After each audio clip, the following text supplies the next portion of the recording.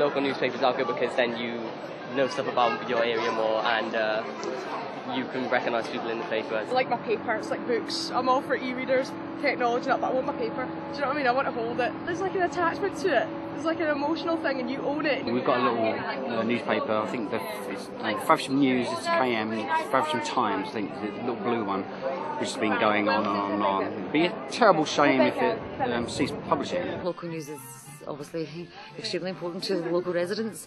It's not always, you can know what's going on all over the world, which is obviously a necessity, but it's also a necessity to know what's going on locally as well. Local news I think is important because it's very easy to see what's going on in the world, but you forget that what's going on here. You know, and everybody's talking about, I don't know, poverty in Africa, and you forget that there's poverty here. I think that's important. The Save the Chaucer Fields event a while back and sort of things like that have been getting.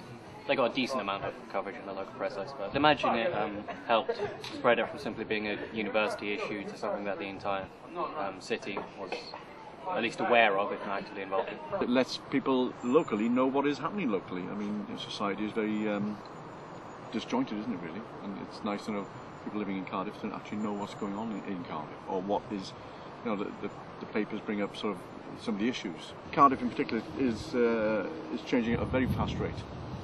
And if you fall asleep for a couple of weeks, something's happened that you don't basically know about, and you wouldn't know about it unless you read it in the paper, would you?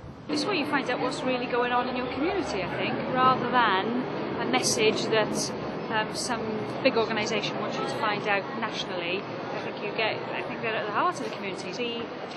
The national papers tend to be more, a little bit more oppressive sometimes, I think, and biased. I think you get a bit more of a balanced local view. It's keeping people informed, not just in a local sense, but what they can and cannot do, and inform people of what's happening around their community. Yeah. They've got to be better informed with the local paper. I think it allows them to make decisions about things, perhaps when it comes to voting, you know, although that's the next thing on the agenda.